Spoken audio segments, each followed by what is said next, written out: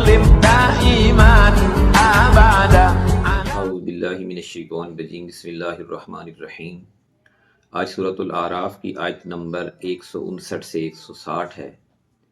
تسلسل ہے موسیٰ علیہ السلام، فرعون، اس کے پیروکاروں اور بنی اسرائیل کا۔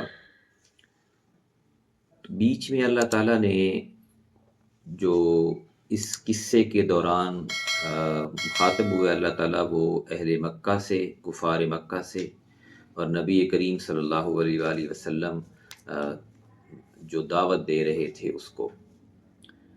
پھر دوبارہ سے موسیٰ علیہ السلام کا تذکرہ شروع ہوتا ہے اور ان کی قوم کا، کہ وَمِن قَوْمِ مُوسَىٰ أُمَّةٌ يَهْدُونَ بِالْحَقِّ، اور قوم موسیٰ میں ایک گروہ ایسا بھی ہے جو حق کی رہنمائی کرتا ہے، وَبِهِ يَعْدِلُونَ، اور اس کے موافق انصاف کرتے ہیں۔ یعنی سارے لوگ بنی اسرائیل کے برے نہیں تھے، اچھے لوگ بھی تھے۔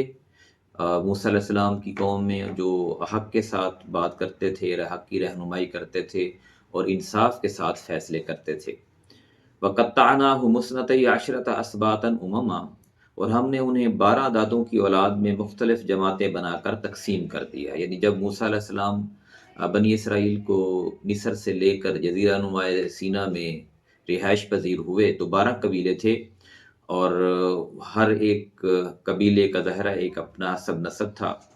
وَأَوْحَيْنَا إِلَىٰ مُوسَىٰ، اور وہی بھیجی ہم نے موسیٰ کی طرف، اِذِ اسْتَسْقَاهُ قَوْمُهُ، کہ جب پانی مانگا اس سے اس کی قوم نے، أَنِ اضْرِب بِّعَصَاكَ الْحَجَرَ، یہ کہ مار تو اپنی لاٹھی کو پتھر پر۔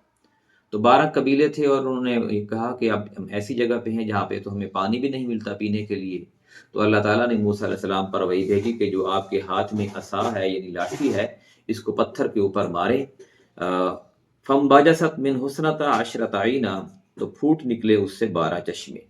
چونکہ 12 قبیلے تھے تو اللہ تعالیٰ نے 12 چشمے جاری کر دیے تاکہ ہر قبیلہ اپنی جگہ کو پہچان لے اور آپس میں یہ لوگ لڑے نہ۔ قَدْ عَلِمَ كُلُّ أُنَاسٍ مَشْرَبَهُمْ، ہر گروہ نے اپنے گھاٹ پہچان لی، اپنی پانی پینے کی جگہ کو پہچان لیا۔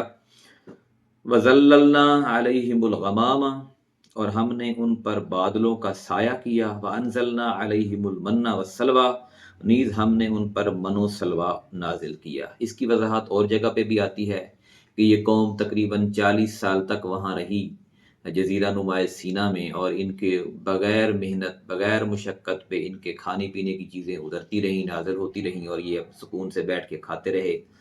اللہ تعالیٰ نے ان کے اوپر بادل کا سایہ کیے رکھا تاکہ یہ دھوپ اور جو شدت ہے موسم کی اس سے بچے رہیں۔